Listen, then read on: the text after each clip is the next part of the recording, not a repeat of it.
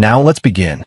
Travis Cantrell leaned back in his desk chair at the forward operating base in Kandahar, studying satellite imagery on his laptop screen. 23 years as an Army Ranger had taught him to read terrain like other men read newspapers. After 4 combat tours, the mountains and valleys of Afghanistan felt more familiar than most American cities. He was coordinating logistics for a supply convoy when his phone buzzed. Kate's name lit up the screen, his 14-year-old daughter calling at 2 a.m. her time. He answered immediately. "Katie? What's wrong?" Screaming. Pure, terrified screaming that made his blood turn to ice. "Daddy, Mom's boyfriend is in my room. He won't leave. Daddy, please." The line went dead. Travis was already on his feet, his 46-year-old body moving with practiced efficiency despite the adrenaline spike. 2,000 miles separated him from his daughter. She was staying at her grandmother Mona Wilson's house in Portland, while his ex-wife Tara was supposedly on a business trip. That boyfriend, Clinton Barr, wasn't supposed to be anywhere near Kate. He pulled up his contacts, fingers steady despite the rage building in his chest. Rod Cantrell answered on the first ring. "Travis? It's 0200 hours, brother. This better be." "Rod, listen to me." Travis's voice cut like a knife. "Kate just called screaming. She's at Mona's place. Clinton Barr is in her room and won't leave. I need you there. Now." Silence for 2 seconds. Rod Cantrell, ex-Marine Corps Force Recon, lived 15 minutes from Mona's house. "I'm rolling. Give me the address again." Travis rattled it off, then added, "Rod, whatever you find, do what needs doing." "Copy that." Travis tried calling Kate back. No answer. He tried Mona's landline. No answer. He called Tara's cell. It went straight to voicemail. His hands were shaking now, something that hadn't happened since his first firefight in Fallujah back in 2004. He pulled up his computer, logging into the home security system he'd installed at Mona's house 2 years ago over Tara's objections. She complained about the invasion of privacy. He insisted, citing the reality that his daughter spent weekends there. The cameras were motion-activated and fed to cloud storage. The footage made him want to put his fist through the monitor. Clinton Barr had entered Kate's room at 1:47 a.m. The timestamp showed him standing at her bedside, watching her sleep for 3 minutes before she woke up. Travis watched his daughter scramble backward against the headboard, saw Barr sit on the edge of her bed. He couldn't hear audio through the camera, but he saw Kate reach for her phone. Barr tried to take it from her. She'd screamed and called him. Then Barr had left the room, and Kate had locked the door behind him. Travis was already on the phone with his commanding officer, requesting emergency leave when his phone buzzed again. "Rod, I'm pulling up now. House is dark except Kate's window. I see movement downstairs. Camera shows Barr left her room. She locked herself in. Rod, I don't know where Mona is. I'll find out." Going silent, Travis watched the security feed, switching to the exterior camera. Rod's pickup truck appeared in frame, parking hard against the curb. His younger brother, 42 years old, built like a brick wall from his years hauling construction equipment after leaving the Marines, stepped out carrying a tactical flashlight. Rod moved to the front door, tried the handle. Locked. He didn't waste time. 3 solid kicks, and the door frame splintered.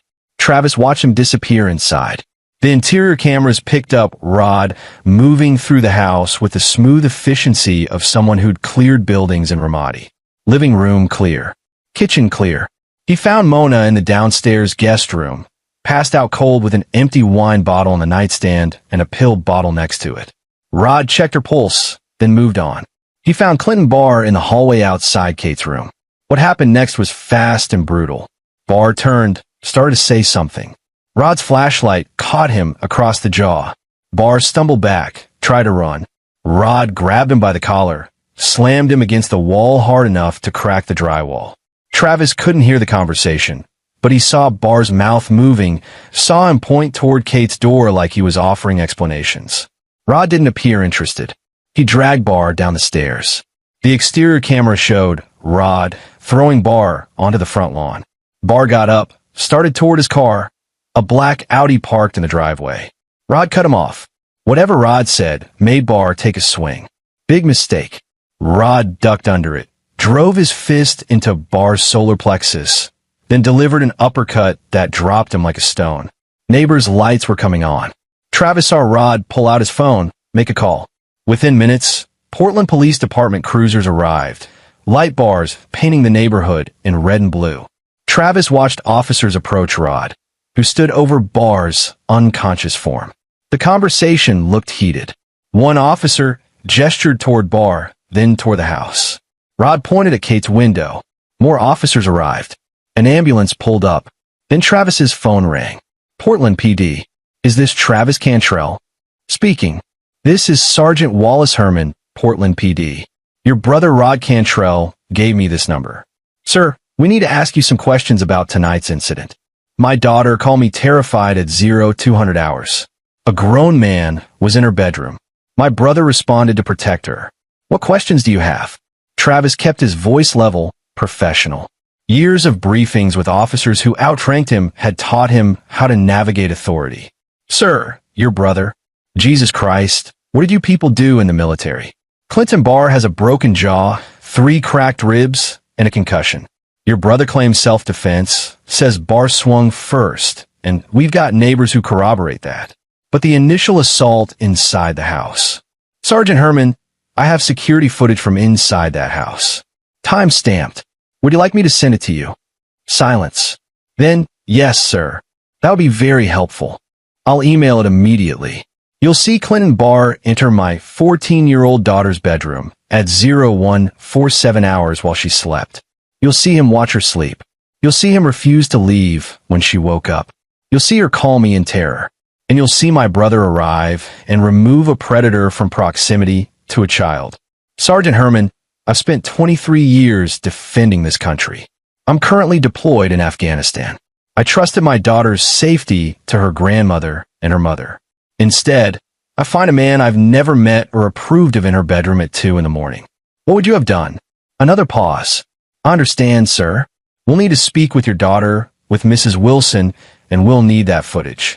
Your brother is being detained, but based on what we're seeing here and what your daughter is telling my officers, this isn't going the way Mr. Barr probably hoped. What do you mean? Mr. Barr is claiming he was checking on your daughter because he heard a noise. But your daughter is saying he's been making her uncomfortable for weeks. She says she told her mother, but nothing was done. Mrs. Wilson appears to have taken prescription sleeping medication and consumed alcohol. She didn't hear anything. Sir, we're going to need you to come home. I'm already processing emergency leave. I'll be stateside in 18 hours. Good. And Mr. Cantrell, your daughter is safe. Your brother made sure of that. Travis ended the call and immediately sent the security footage to Sergeant Herman's email. Then he opened a new message to Tara. He kept it simple. Kate called me terrified.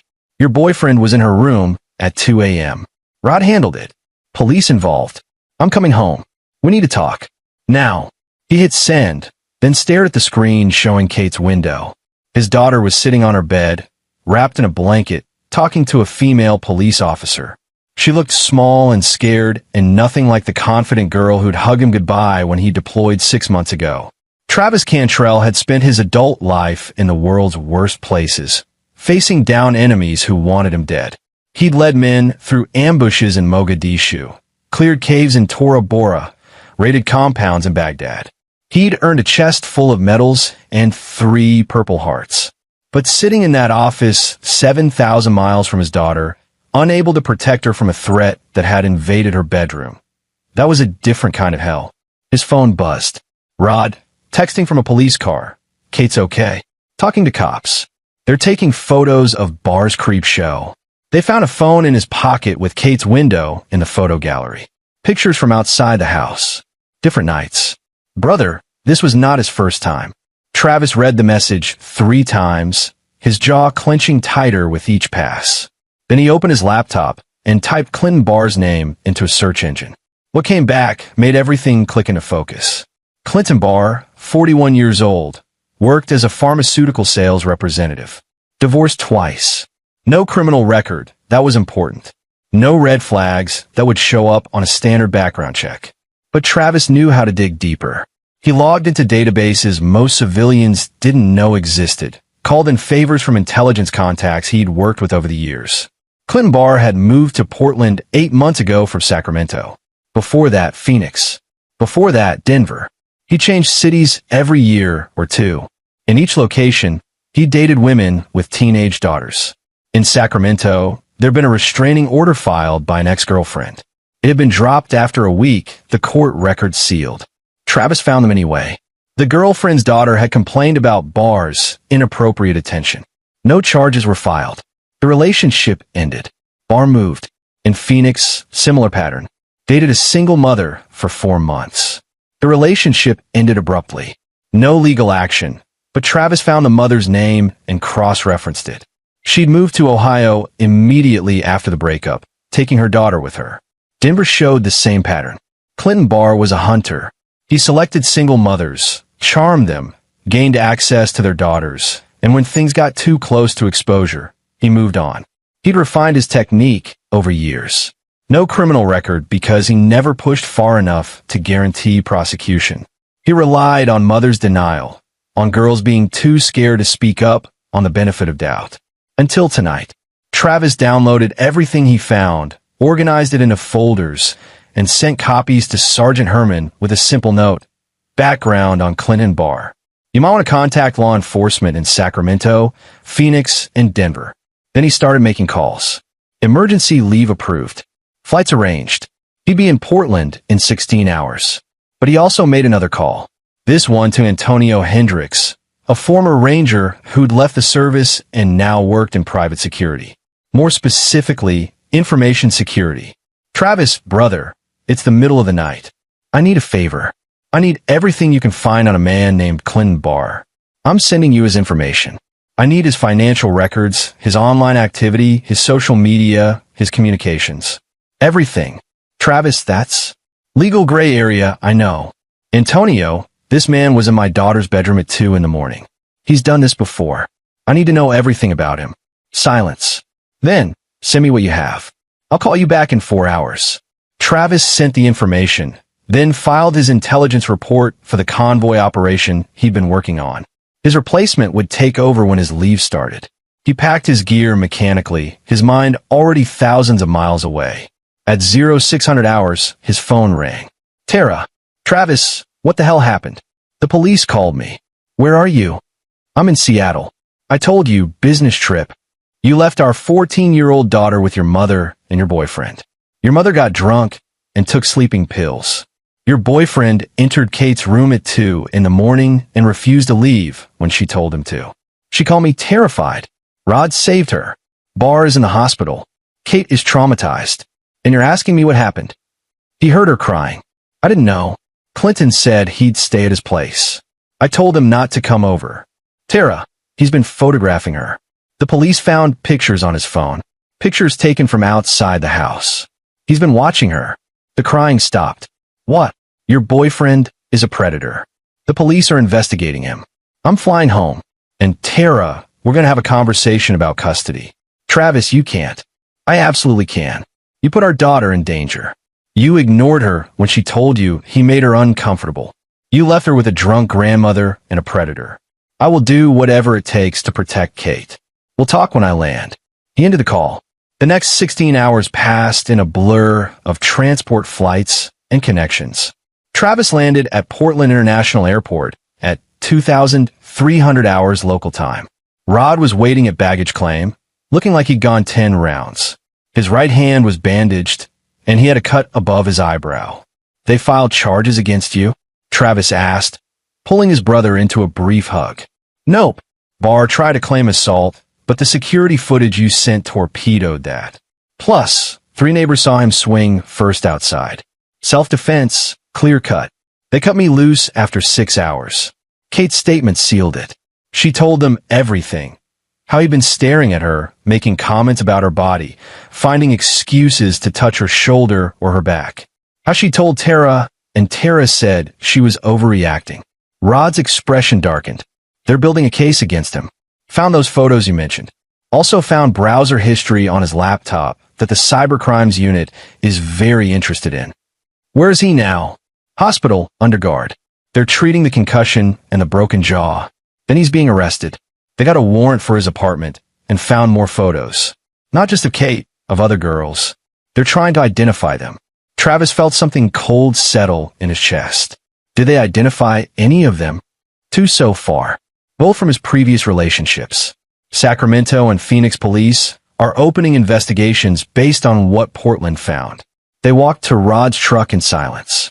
Finally, Rod said, "Brother, I need to ask you something. Are you planning something stupid?" Define stupid. Travis, I know that look. I saw it in Fallujah when those insurgents ambushed our convoy and killed Ramirez. You're in mission planning mode. This isn't a battlefield. Travis stopped, turned to face his brother. A man stalked my daughter, violated her privacy, entered her room in the middle of the night. He's done this before, and he would have done it again if we hadn't stopped him. The law will handle what it can handle. But Rod, I need to know, did I raise a girl who's going to be afraid in her own room for the rest of her life? Or did I teach her that when monsters come, someone stops them? Rod studied him for a long moment. Where's Kate now? With Mona. Tara's flying back tomorrow. I'm going there tonight. You want company? No. Stay by your phone. I might need you. They drove in silence to Mona Wilson's house. The broken door frame had been temporarily repaired with plywood. Travis knocked rather than just walk in. Mona answered, looking 20 years older than her 63 years, her eyes red from crying. Travis, I'm so sorry. I didn't know he was coming over. I took the medication, and I should have been awake. I should have protected her. We'll talk about that later, Mona. Where's Kate? Upstairs. In the guest room. She won't go back to her regular room. Travis climbed the stairs and knocked softly on the guest room door. Katie? It's Dad. The door opened, and his daughter launched herself into his arms. She was crying, shaking, holding on to him like he was the only solid thing in the world. Travis held her, one hand cradling the back of her head, the other around her shoulders, and felt rage like he'd never experienced burning through his veins. I got you, sweetheart. I got you. You're safe. He was just standing there, Dad, watching me sleep. And when I woke up, he smiled like it was normal. He said he was checking on me.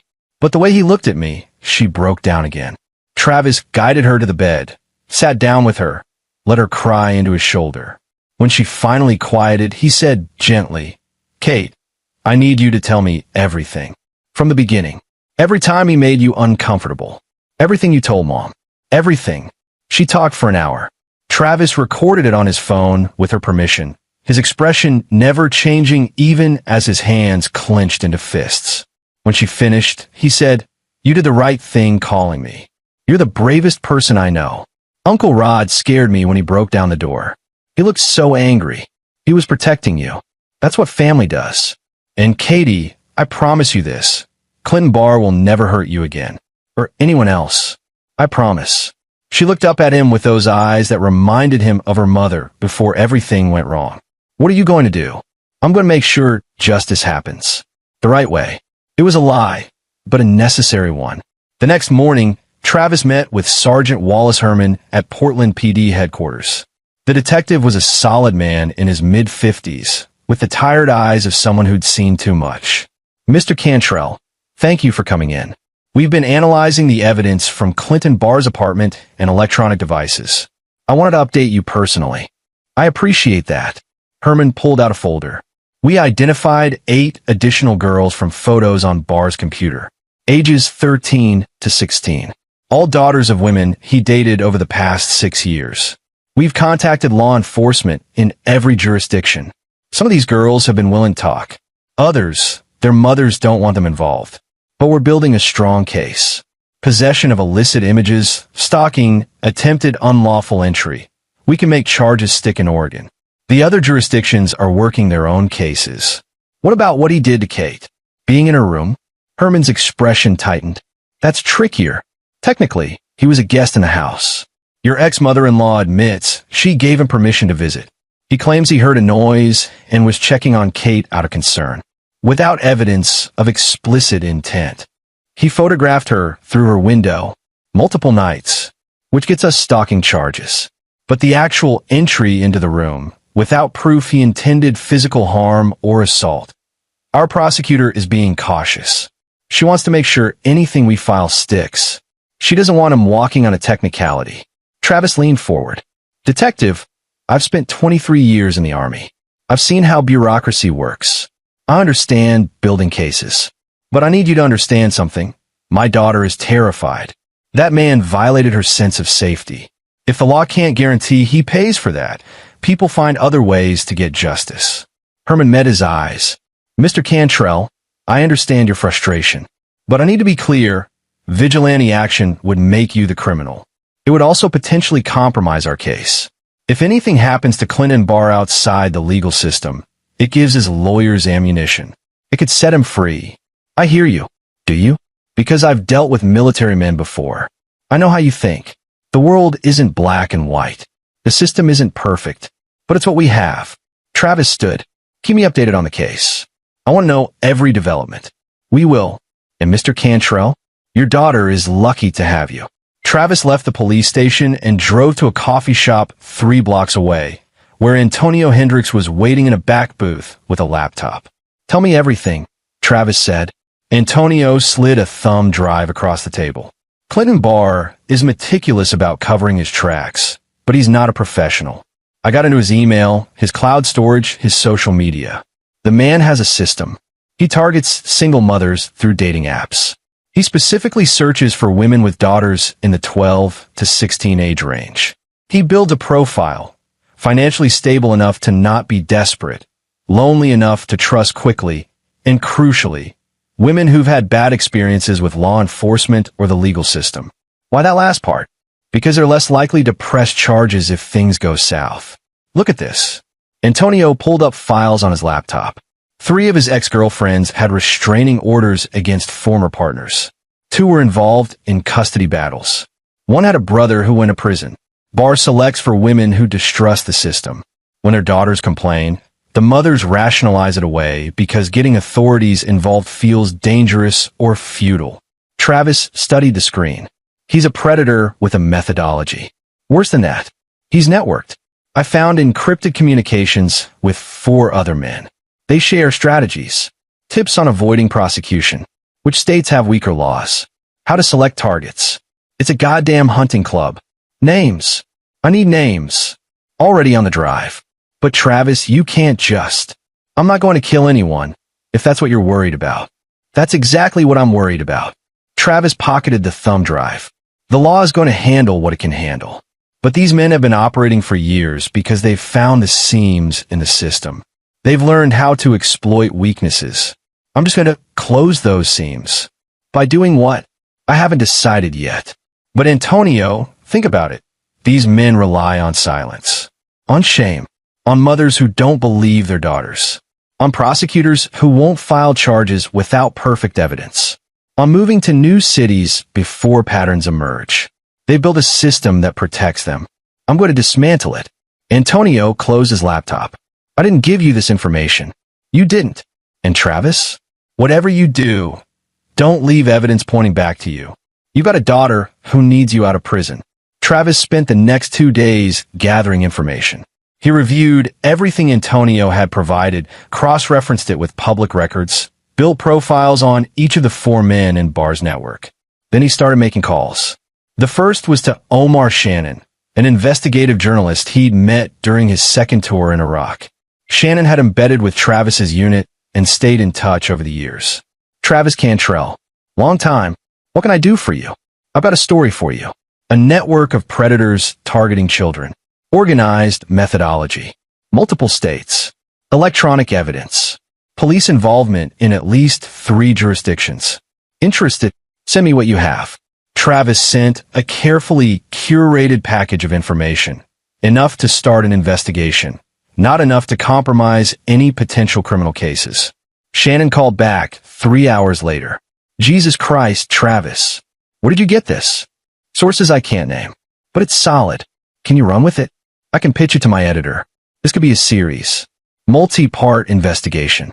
But I'll need interviews, corroboration. I can provide you with contact information for 3 families willing to talk. Their daughters were photographed by one of these men. The families went to local police, but nothing was prosecuted. They're ready to go public. Shannon was quiet for a moment. Travis, why are you doing this? What's your angle? One of these men targeted my daughter. The cops are building a case, but it's going to take time. And he's just one piece of a larger network. I want the whole thing exposed. I want every one of these bastards looking over their shoulder. Consider it done. The second call was to Tomas Hooper, a former JAG lawyer who'd prosecuted war crimes cases and now worked in private practice focusing on victims' rights. Tomas, I need legal advice. Hypothetically, if someone wanted to file civil suits against multiple defendants across multiple jurisdictions for coordinated stalking and harassment of minors, how would they structure that? Tomas listened as Travis outlined the network, the shared communications, the pattern of behavior. Hypothetically, Tomas said slowly, you'd be looking at civil conspiracy. If you can prove these men shared information and strategies with the intent to facilitate their individual criminal activities, you could argue they're jointly liable for damages. The families could file in federal court, consolidate the cases. Even if criminal charges don't stick everywhere, civil suits have a lower burden of proof. Preponderance of evidence, not beyond reasonable doubt. How much would something like that cost? For the victims? If I took the cases pro bono and we found attorneys in other jurisdictions willing to do the same, just filing fees, maybe a few $1,000s total across all plaintiffs. But Travis, what you're describing would be a years-long legal battle. The discovery process alone would force these men to produce their electronic communications, their financial records, their dating app histories, everything they've been hiding. Yes, and even if they settle out of court, the civil suits would create a public record. Future victims could search their names and find the lawsuits. Future partners could Google them and see red flags. Can you make it happen? Send me everything you have. I'll talk to the families. If they're willing, I'll build the case. Travis sent the information, then turned his attention to the immediate problem. Clinton Barr was going to make bail. Despite Sergeant Herman's best efforts, Barr's lawyer had convinced the judge that he wasn't a flight risk. He'd be out within 48 hours. That couldn't happen. Travis called Rod. I need you to introduce me to someone. Someone who knows Portland's criminal element. Travis, no. Not for what you think. I'm not hiring a hitman. I need information. I need to know who Barr knows, who he associates with, where he goes. The police can't surveil him 24/7 once he's out on bail. But I can. Rod was silent for a long moment. There's a guy, Luke Lambert, former Marine, did time for assault. He runs a bail bonds business now, but he's got connections everywhere. He owes me a favor from when I kept him out of a bar fight that would have violated his parole. Set up a meeting. They met Luke Lambert at a dive bar in Southeast Portland. Lambert was a scarred, weathered man in his 50s who radiated the kind of danger that made other people give him space. Rod says you need information on someone, Lambert said, nursing a whiskey. Clinton Barr. He's about to make bail on stalking charges. I need to know everything about his movements, his contacts, his habits. You planning to kill him? No, because if you are, I don't want any part of it. I've got a business to protect. I'm not going to kill him. But he targeted my daughter, and the legal system moves slowly. I need to know he's not going to run. I need to know he's not contacting other victims or tampering with witnesses. And I need to know if he's stupid enough to violate his bail conditions. Lambert studied him. You're that Army Ranger whose brother beat the shit out of this guy. Ex-Marine, Rod corrected. I'm the brother. Right. Whole neighborhood was talking about it. My sister lives 2 streets over. She said it was the most exciting thing to happen there in years. Lambert finished his whiskey. I can put eyes on him. I know people who do surveillance work. Private investigators mostly, some less legitimate than others. What's your budget? Whatever it takes. You got it. Clinton Barr made bail 36 hours later, as expected. Travis watched from across the street as Barr walked out of the courthouse, his jaw wired shut, moving stiffly from the cracked ribs. His lawyer, a slick corporate type named Jordan Green, walked beside him, talking rapidly. Travis's phone buzzed. A text from one of Lambert's contractors, a woman named Candace Dwyer who'd done private investigation work for 20 years. Subject, leaving courthouse. I have visual. For the next week, Travis received hourly updates. Barr went to his apartment, met with his lawyer twice, visited a doctor to have his jaw examined. He didn't go to work. His employer had placed him on administrative leave pending the outcome of the criminal case. He didn't contact any of his ex-girlfriends or their daughters, at least not in ways the surveillance could detect. But on day 8, he made a mistake. Candace's text came through at 2,200 hours. Subject meeting with unknown male at Riverfront Park. Both using burner phones. Photographing conversation. Travis opened the image file she sent. The unknown male was Samuel Lynn, age 39, one of the 4 men from Barr's network. Lynn lived in Seattle, worked as a youth counselor, which made Travis's blood boil, and had no criminal record. Travis forwarded the photo to Sergeant Herman with a simple message. Clinton Barr meeting with Samuel Lynn at Riverfront Park. Lynn is a person of interest in related stalking cases in Washington. Might violate bail conditions regarding contact with co-conspirators. Herman called within 10 minutes. How the hell did you get this photo? Anonymous tip. The photographer wanted to remain confidential, but thought you should know Barr might be coordinating with associates. Mr. Cantrell, if you're running surveillance on my suspect, I'm not running anything, detective. I received a photo from a concerned citizen. What you do with it is up to you. Herman sighed.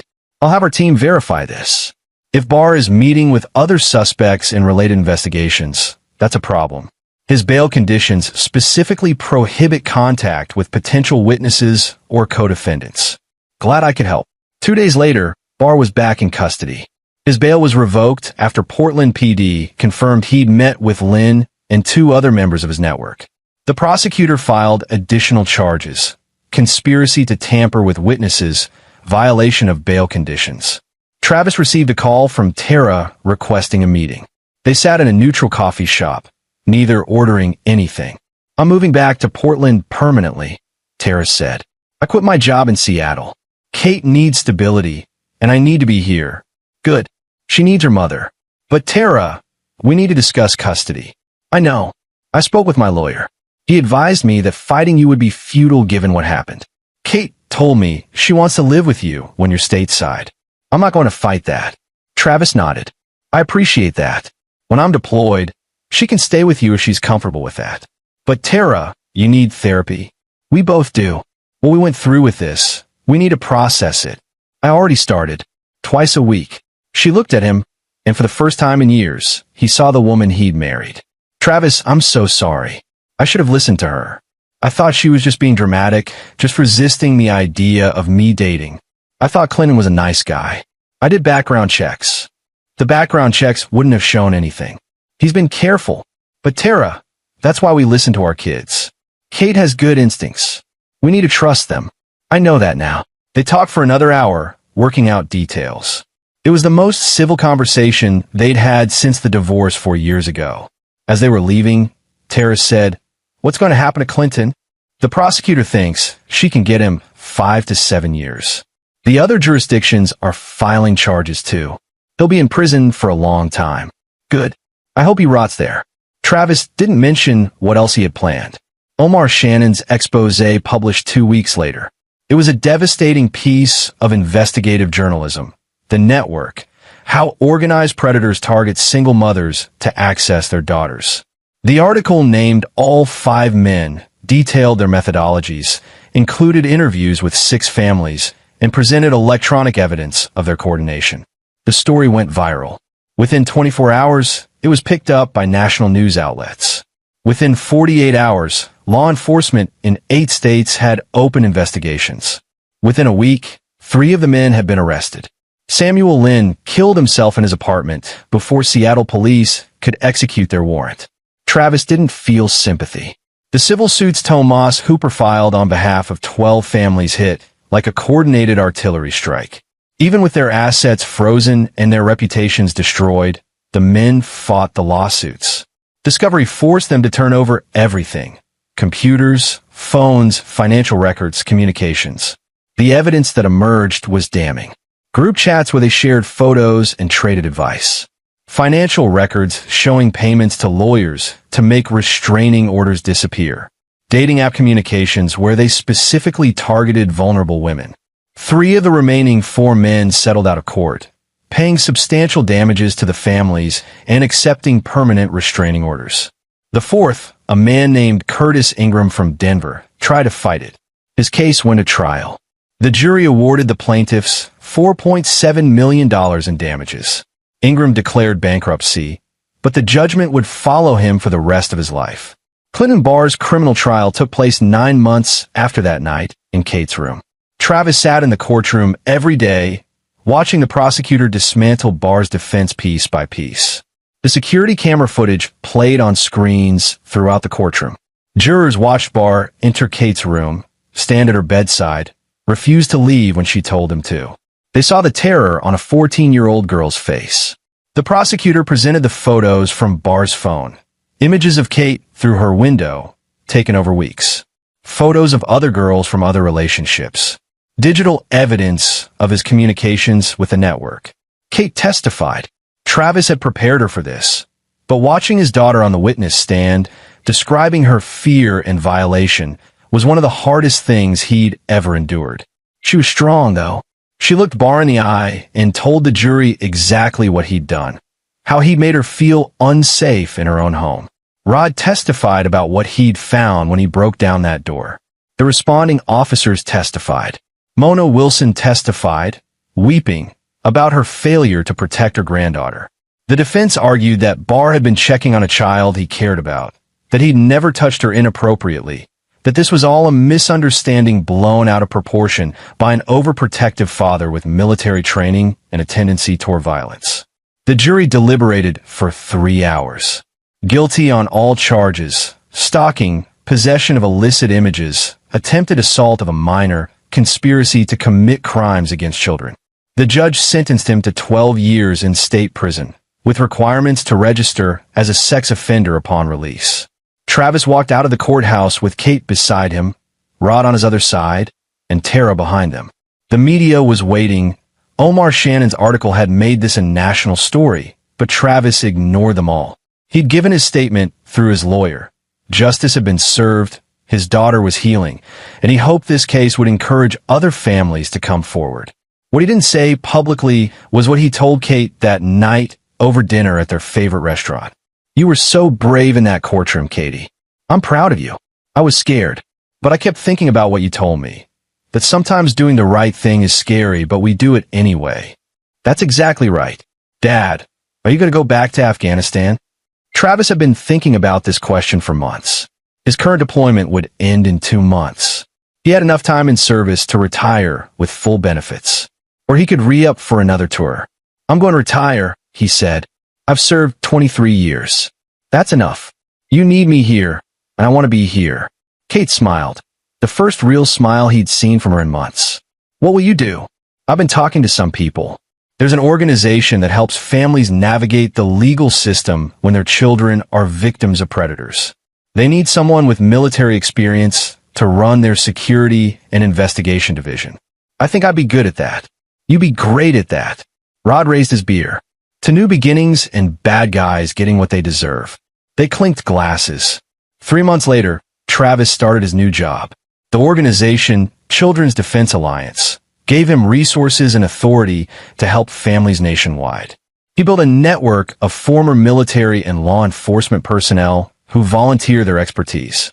They help families gather evidence, navigate the legal system, and when necessary, ensured predators face consequences. It wasn't combat, but it was a war worth fighting. Kate thrived. She went to therapy, reconnected with friends, and slowly reclaimed her confidence. She joined her school's debate team and talked about becoming a lawyer someday, someone who could advocate for kids who couldn't advocate for themselves. Tara rebuilt her relationship with her daughter through consistency and therapy. She started dating again, but this time she listened when Kate expressed opinions about the men she met. Mother and daughter found their way back to each other. Rod went back to his construction business, but he and Travis talked every day. The bond between them had always been strong, forged in childhood and strengthened by military service. After that night, it became unbreakable. Clinton Barr's appeals were denied. He would serve his full sentence. The network he'd been part of was dismantled. Of the original 5 men, 1 was dead, 3 were in prison, and 1 was bankrupt and unemployable, living under constant legal restrictions. A year after the verdict, Travis received a letter. It was from one of the families involved in the civil suits, a woman named Margaret Whitehead, whose daughter had been stalked by Curtis Ingram. "Mr. Cantrell," she wrote, "I wanted to thank you for what you did. When my daughter told me about Mr. Ingram's behavior, I didn't believe her at first. I thought she was exaggerating. Your case, and the way you fought for your daughter, gave me courage to fight for mine. The lawsuit was hard, but we won. More importantly, my daughter knows I believe her now. She knows I'll protect her. You saved more than just your own child. You saved mine too. Thank you." Travis folded the letter and put it in a drawer with other letters like it. A dozen families had reached out over the year, each one a reminder that protecting one child had helped protect many. He thought about those long months in Afghanistan, coordinating supply convoys and combat operations, believing he was making a difference in the world. That work had mattered. But this, protecting children, empowering families, dismantling networks of predators, this was the mission he'd been training for his entire life. That evening, he picked Kate up from debate practice. She was animated, talking about an argument she'd won about criminal justice reform. "Dad, did you know that most sex offenders never face prosecution? The conviction rate is absurdly low. We need better laws, better investigation techniques, better support for victims. You should write a paper on it," Travis suggested. "Maybe submit it to some legal journals." "I'm 14. So, you've got first-hand experience with the system. You know what works and what doesn't. Your perspective matters." She thought about it. "Maybe I will." They drove home in comfortable silence. Travis looked at his daughter, resilient, strong, determined to make the world better, and felt something he hadn't felt in years: peace.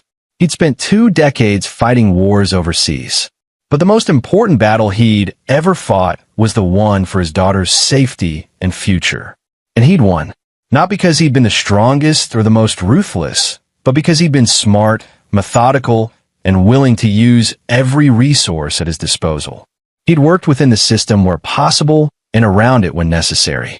He'd built alliances, gathered intelligence, and executed a strategy that dismantled a network of predators. Most importantly, he taught his daughter that when monsters come, someone stops them. And sometimes that someone is your father. That night, as Travis sat on his porch watching the sunset, his phone buzzed. A text from Sergeant Wallace Herman. "Thought you'd want to know. Clinton Barr was attacked in prison today. Other inmates found out what he was in for. He's in medical. Not life-threatening, but he'll be in protective custody for the rest of his sentence. Seems justice finds a way even behind bars." Travis didn't respond to the text. He didn't need to. He simply deleted it and went inside to help Kate with her homework. The war was over. He'd won. And more importantly, so had his daughter. This is where our story comes to an end. Share your thoughts in the comments section. Thanks for your precious time. If you enjoyed this story, then please make sure you subscribe to this channel. That would help me a lot. Click on the video you see on the screen, and I will see you there.